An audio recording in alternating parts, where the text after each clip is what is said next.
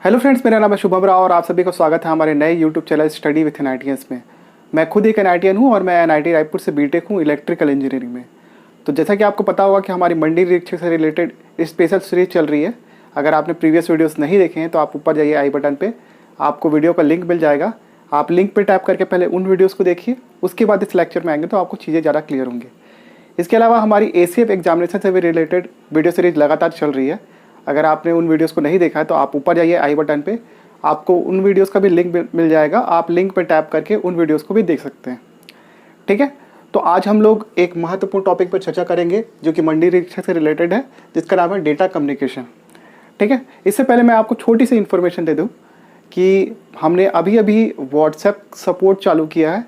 जो स्टूडेंट तैयारी कर रहे हैं मंडी निरीक्षक और CG व्यापम से रिलेटेड दूसरे एग्जामिनेशन के लिए, तो उससे रिलेटेड आपको जानकारी चाहिए तो आप इस वीडियो के डिस्क्रिप्शन में जाइए, वहाँ पे आपको मेरा व्हाट्सएप कॉन्टैक्ट नंबर मिलेगा। आप लिंक पे टैप करके वहाँ मुझे डायरेक्टली मैसेज कीजिएगा और मैं आपको उस ग्रुप में ऐड कर दूँगा। ये ग्रुप लड़कों एवं लड़कियों के लिए अलग अलग है, तो किसी भी प्रकार के प्राइवेसी इशू का कोई क्वेश्चन नहीं है। लड़कियों के लिए सेपरेटली ग्रुप है, लड़कों के लिए अलग ग्रुप है और उस ग्रुप में सभी प्रकार के डिस्कशन आपके करंट अफेयर वगैरह से रिलेटेड और जितने भी स्टडी मटेरियल मैं आपको प्रोवाइड करूंगा, हैंड रिटन नोट्स वगैरह, सब आपको उस ग्रुप में मिलेंगे। तो प्लीज़ उस ग्रुप को ज़रूर ज्वाइन करिएगा। अभी तक लड़कियों में करीब करीब 20 स्टूडेंट के आसपास हैं उसमें, और लड़कों के करीब करीब मुझे 100 से ऊपर मैसेज प्राप्त हो चुके हैं आज तक। ठीक है, तो प्लीज़ ज़रूर देखिएगा उसको। और हम लोग बिना किसी टाइम वेस्ट के चालू करते हैं हमारा आज का लेक्चर। लेकिन मैं एक जानकारी दे दूं, अगर किसी भी प्रकार के डाउट की स्थिति में आप नीचे कमेंट कर सकते हैं। इसके अलावा डिस्क्रिप्शन में आपको मेरे व्हाट्सएप के साथ साथ फेसबुक, इंस्टाग्राम और ट्विटर का भी ID मिल जाएगा। आप लिंक पे टैप करके डायरेक्टली वहाँ पे मैसेज करके मुझसे सवाल कर सकते हैं। ठीक है, तो हम लोग चालू करते हैं आज का लेक्चर। तो डेटा कम्युनिकेशन बेसिकली होता क्या है? सिंपल सा अगर एक परिभाषा देखें तो दो कंप्यूटर के बीच में डेटा के आदान प्रदान को ही क्या बोलते हैं, आपका डेटा कम्युनिकेशन कहा जाता है। ठीक है, अब बुक में दिया हुआ है डेटा कम्युनिकेशन के लाभ क्या है, और ये तो कोई भी बता देगा कि डेटा कम्युनिकेशन, मान लीजिए मैं यहाँ पे बैठा हूँ और एक अमेरिका में बंदा बैठा है और मैंने उसको कोई ईमेल भेजा। ठीक है, तो मेरे कंप्यूटर के डेटा को दूसरे कंप्यूटर में मैं सेंड कर रहा हूँ, तो उससे मेरा टाइम ऑब्वियसली बचा ना, क्योंकि मैं अगर तार वार करता या फिर चिट्ठी लिख के कबूतर को देता तो बहुत सालों लग जाते। तो ये सब चीज़ें से क्या है, आपका टाइम तो बचेगा ही। तो यही सब लिखा, समय की बचत होती है, प्रोसेसिंग स्पीड और स्टोरेज कैपेसिटी का उपयोग होता है, फाइल की शुद्धता होती है, खर्च कम होता है।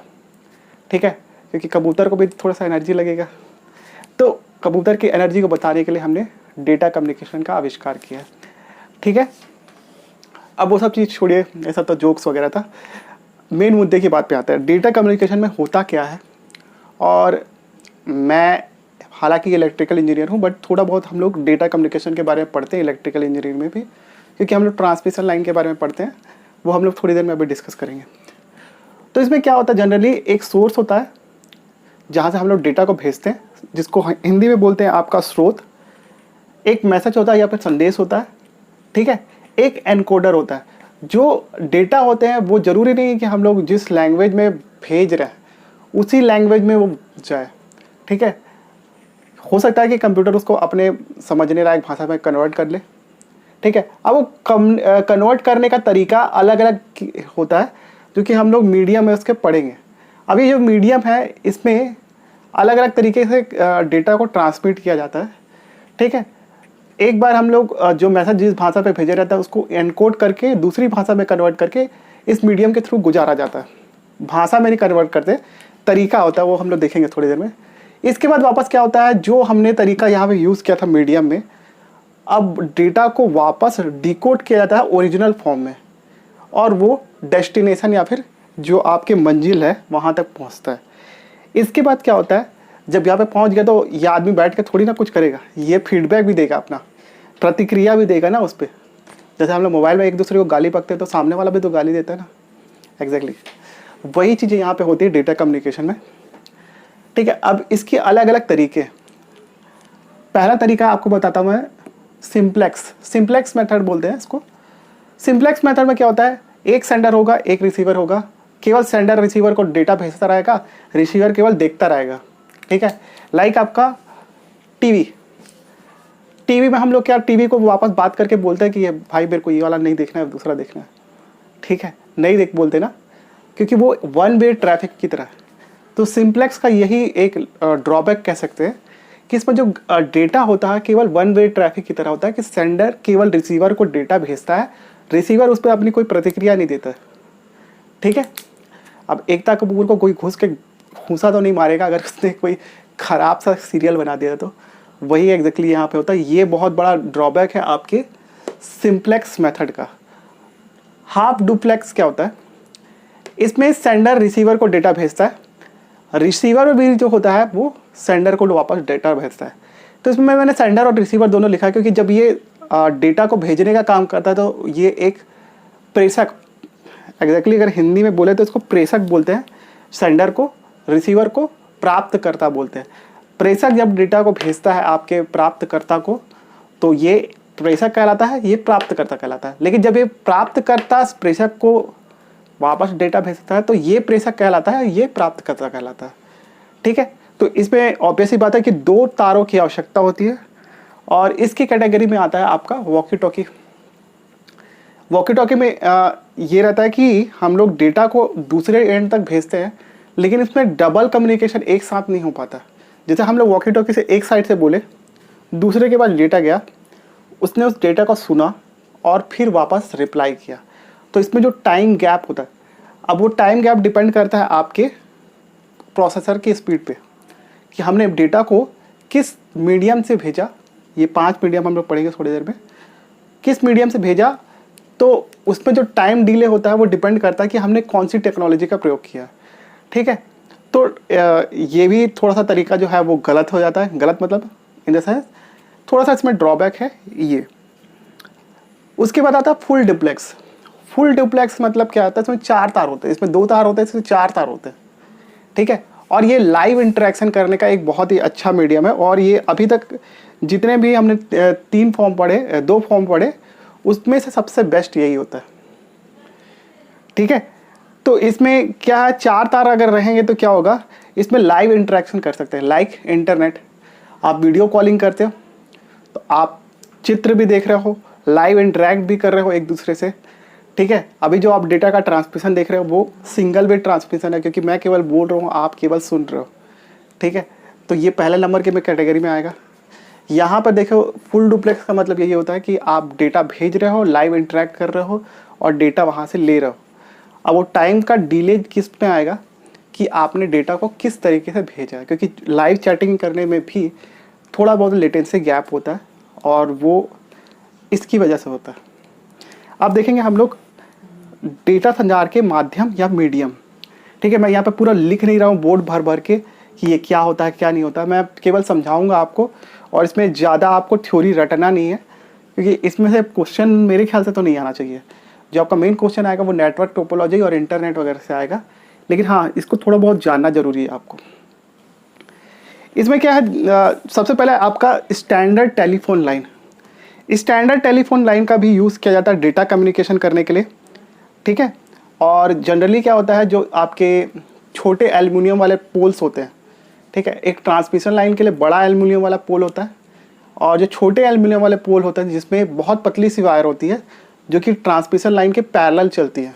ठीक है, हम लोग एक्चुअली रेडियो कम्युनिकेशन इंटरफेरेंस के बारे में पढ़ते हैं जो एज ए इलेक्ट्रिकल इंजीनियर। आप लोग तो नहीं पढ़ते होंगे मेरे ख्याल से।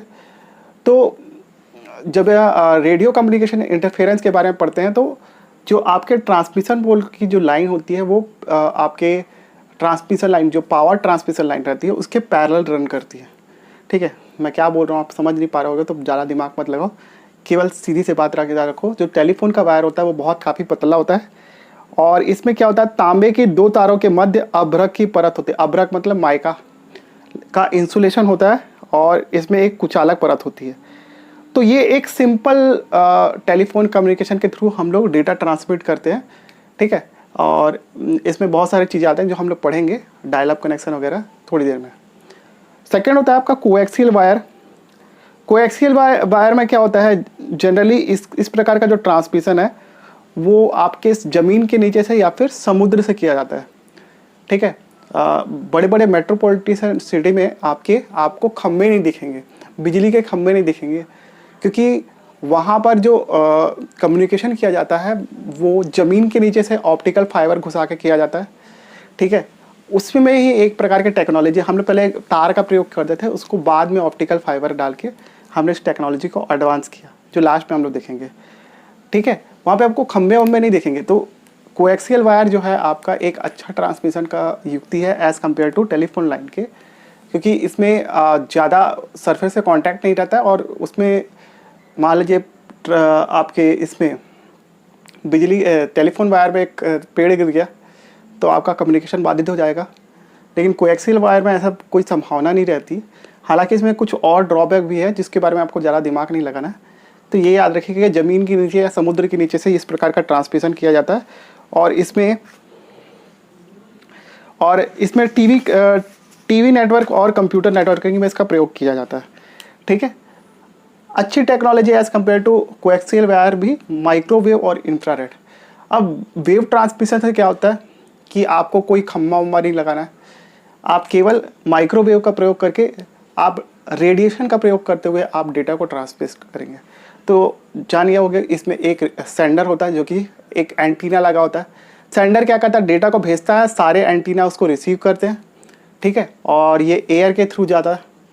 तो जब एयर को एज अ मीडियम यूज़ किया जा रहा है माइक्रोवेव छोड़ने के लिए और रिसीव करने के लिए, तो ऑब्वियस ही बात है कि उसका एटमॉस्फेयर में जो भी जैसे मान लीजिए बिजली का मौसम है या फिर पानी गिर रहा है, उन सारी चीज़ों का असर माइक्रोवेव ट्रांसमिशन में पड़ता है, ठीक है। बहुत सारे लोग अगर देखे होंगे तो जियो का नेटवर्क कभी कभी जब पानी गिरता है तो चलता नहीं है अच्छे से, तो वो बेसिकली इस तरीके का कम्युनिकेशन में आपका मोबाइल कम्युनिकेशन आता है। एक सिंपल सा एग्जांपल, तो हम लोग एटमॉस्फेयर का यूज़ कर रहे हैं एज डेटा ट्रांसमिट करने के लिए, ठीक है। एटमॉस्फेयर पर जितना ज़्यादा मॉइस्चर होगा उतना ज़्यादा डेटा अच्छे से ट्रांसमिट होगा, ठीक है। इसीलिए ठंडी के दिन में वाईफाई जो है वो काफ़ी अच्छा सिग्नल कैच करता है। रीज़न ये रहता है कि एटमॉस्फेयर पर थोड़ा मॉइस्चर रहता है सुबह सुबह, तो डेटा जो है अच्छे से ट्रांसमिट करता है, और रात के समय कभी गौर करना, ये जो मैंने बताई बात आपको। चौथा है आपका सैटेलाइट कम्युनिकेशन। सैटेलाइट कम्युनिकेशन क्या होता है, इसमें हम लोग सैटेलाइट को काफ़ी ऊंचाई पे भेजते हैं, और जो टीवी वगैरह के लिए अलग अलग टाइप का नाम दिया हुआ है वो सब जब हम लोग साइंस एंड टेक्नोलॉजी कभी पढ़ेंगे ACF से रिलेटेड, तो मैं आपको बताऊंगा सैटेलाइट कम्युनिकेशन के लिए। तो उसमें एक सैटेलाइट होता है, सैटेलाइट डेटा को सेंड करता है। ज़मीन में क्या होता है, रिसेप्टर या फिर रिसीवर होते हैं, ठीक है। आजकल आपके पैराबोलाइड रिफ्लेक्टर का यूज़ किया जाता है, जो कि आपका टाटा स्काई वगैरह है, वो सारे सैटेलाइट कम्युनिकेशन के अंदर आते हैं, ठीक है। तो इसमें ये भी एटमॉस्फेयर से प्रभावित होता है, बट इसका प्रभाव जो है बहुत ही नेग्लिजिबल होता है, ठीक है। दूसरी चीज़, सैटेलाइट कम्युनिकेशन से आपका जो इन सारे कंपैरिजन जितने भी हमने चीज़ें अभी पढ़ी, उसके कंपैरिजन में जो डेटा ट्रांसमिशन होता है वो काफ़ी अच्छा होता है। और सेलफोन, आपके जो सैटेलाइट सेलफोन होते हैं, सैटेलाइट फ़ोन और आपका ATM इसी युक्ति पर कार्य करता है सैटेलाइट कम्युनिकेशन में। और जो मैंने अभी बताया आपको पैराबोलाइड रिफ्लेक्टर वगैरह, ये सब सैटेलाइट कम्युनिकेशन के ही पार्ट है। पांचवा जो है आपका ऑप्टिकल फाइबर, और ये काफ़ी ज़्यादा एडवांस टेक्नोलॉजी है, और ये इससे डेटा जो है बहुत ही तेज़ी से ट्रांसमिट होता है, क्योंकि हम लोग लाइट का यूज़ करते हैं डेटा को सेंड करने के लिए। तो इसमें कोई तार वार का यूज़ नहीं करता, जैसा कि इसमें तार मैंने बताया ना, ये खंबे के ऊपर से तार जाता है, ये पानी के अंदर से या फिर ज़मीन के नीचे से तार जाता है। इसमें तो तार रहता ही नहीं है, इसमें भी तार नहीं रहता, लेकिन इसमें जो आपके जो तार की जगह ऑप्टिकल फाइबर का यूज़ किया जाता है, ठीक है। प्लास्टिक का बना होता है, और लाइट को एज अ मीडियम यूज़ किया जाता है डेटा को ट्रांसमिट करने के लिए। लाइट की स्पीड होता है 3 × 10⁸ मीटर पर सेकेंड।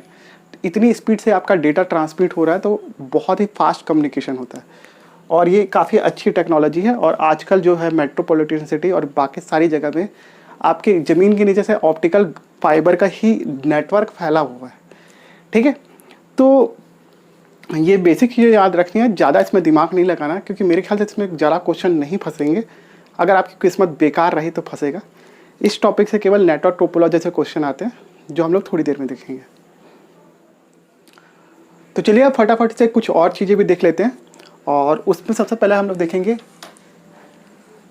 डेटा कम्युनिकेशन की स्पीड को कैसे मापा जाता है। तो पहला तरीका है आपका बिट पर सेकंड। एक सेकंड में कितने बिट ट्रांसफ़र हो रहे हैं डेटा, उसे बोला जाता है बिट पर सेकंड। शॉर्टकट में इसको बॉड बोला जाता है, बॉड। ठीक है, तो ये बिट पर सेकंड या फिर बॉड क्या होती है, डेटा की स्पीड को नापने की एक इकाई होती है। उसी क्रम में आता है आपका ब्रॉडबैंड। ठीक है, अगर आपके डेटा कम्युनिकेशन की जो स्पीड है वो 1 मिलियन बाड से अधिक होती है तो उसको किस कैटेगरी में लाया जाता है, ब्रॉडबैंड की कैटेगरी में लाया जाता है। ठीक है, जनरली हमारे देश का जो संस्था जो यूनिट है ट्राई बोलते हैं, ट्राई सुने, इसका फुल फॉर्म होता है telephone regulatory authority of India, जो कि हमारे देश में मोबाइल का जितने भी कंपनियां हैं उनके लिए नियामक आयोग का कार्य करती है। ठीक है, इसने कहा है कि अगर 512 kbps से अधिक डेटा ट्रांसफ़र की स्पीड होगी तो उसको ब्रॉडबैंड की कैटेगरी में लाया जाएगा, जबकि भारत सरकार बोलती है आपकी 256 kbps से ऊपर की जो स्पीड है उसे आपके ब्रॉडबैंड की कैटेगरी में लाया जाता है। डाउनलोडिंग स्पीड नहीं ना, ये नेटवर्क की स्पीड बता रहा हूँ। इसके बाद आता है आपका बैंडविड्थ। बैंडविड्थ क्या होता है, आपके डेटा कम्युनिकेशन में आपके लोअर फ्रीक्वेंसी से अपर फ्रीक्वेंसी के बीच की लिमिट को आपको बोला जाता है बैंडविड्थ। ठीक है, लोअर फ्रीक्वेंसी और अपर फ्रीक्वेंसी। बैंडविड्थ थोड़ा सा आपको इंजीनियरिंग वाला भी टर्म बता देता हूँ। बैंडविड्थ जितना ज़्यादा होगा, ठीक है, डेटा ट्रांसफ़र की स्पीड उतनी अधिक होगी, बट इसका एक ड्रॉबैक होता है, नॉइज़ जो है आपके सिग्नल में बहुत रहेगा। ठीक है, जहाँ तक मेरी जानकारी है भारत में सबसे ज़्यादा बैंडविड्थ किसका है, एयरटेल कंपनी का है, इसलिए उसकी नेटवर्क की स्पीड है वो काफ़ी अच्छी है। ठीक है, लेकिन हाँ इसका जो ड्रॉबैक जो होता है उसमें आपके डेटा कम्युनिकेशन के लिए उसमें नॉइज़ का इनपुट बहुत ज़्यादा होता है एज़ कम्पेयर टू जिसका बैंडविड्थ नैरो होता है। ठीक है, तो ये थोड़ी सी चीज़ें हैं जो आपको अपने दिमाग में रखनी चाहिए अगर आपको थोड़ा सा मन लगा के पढ़ना चाहिए। ठीक है, तो बैंडविड्थ ये होता है, और इसके बाद हर एक जो भी आपके जैसे मान लीजिए स्पेक्ट्रम होता है, स्पेक्ट्रम मतलब जैसे 2G स्पेक्ट्रम एलोकेट किया गया तो हर सारी कंपनियां स्पेक्ट्रम खरीदती है। ठीक है, और वो स्पेक्ट्रम खरीदने के बाद वो लोग अपनी फ्रीक्वेंसी सेट कर लेते हैं कि हाँ इतनी फ्रीक्वेंसी रेंज में उनका सिग्नल कैच करेगा, और उस हिसाब से आपका सिम वगैरह लगाते हैं उसमें, रिसीवर उसको रिसीव करता है, मोबाइल फ़ोन में जो रिसीवर रहता है, और फिर उसके बाद आप डेटा कम्युनिकेट कर सकते हो। ठीक, तो ये एक सिंपल सा चीज़ें मैंने बताई आपको मोबाइल कम्युनिकेशन कैसा होता है। उसके बाद आता है आपका डेटा सर्विस प्रोवाइडर। भारत में जो कंपनियां डेटा सर्विस प्रोवाइड करती है उनको बोला जाता है डेटा सर्विस प्रोवाइडर कंपनियां। ठीक है, तो पहला कंपनी आपका जो भारत की जो अभी रिनोन्ड कंपनी है जो कि डेटा सर्विस प्रोवाइड करती है, मैं यहाँ पर सरकारी कंपनी की बात कर रहा हूँ। सबसे पहले आपका BSNL, इसका फुल फॉर्म क्या है, भारत संचार निगम लिमिटेड। फिर उसके बाद है MTNL, महानगर टेलीफोन निगम लिमिटेड। ठीक है, इसके बाद है BSNL, विदेश संचार निगम लिमिटेड, और चौथा है आपका रेल नेट। तो ये जो रेलवे आपका जो इंटरनेट की सर्विस प्रोवाइड करता है वेरियस स्टेशंस पे, वो आपका रेल नेट के अंतर्गत आता है। ठीक है, सर्विसेज क्या क्या होती है आपके डेटा सर्विस प्रोवाइडर कंपनी की। पहला होता है आपका डायल अप कनेक्शन।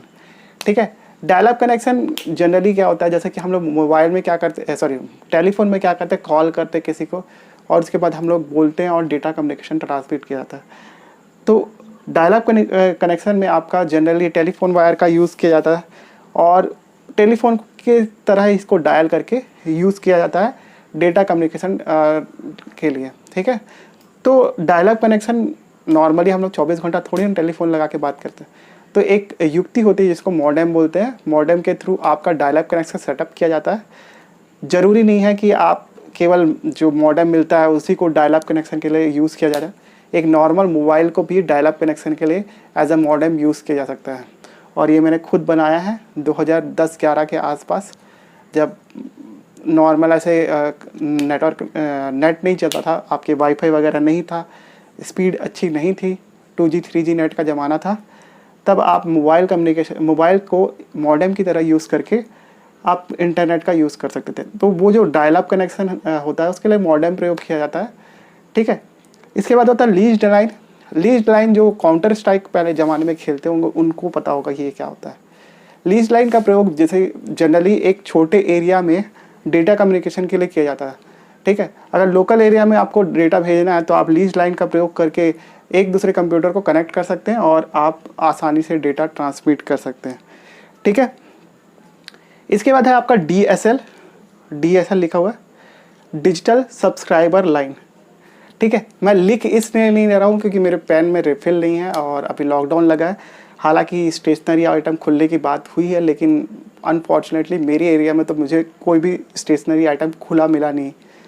अब नहीं पता वो अंदर से सामान देते होंगे या नहीं देते होंगे, बट मुझे तो कोई दिखा, तो मैं इसलिए बहुत ही कम रिफिल का यूज़ कर रहा हूँ।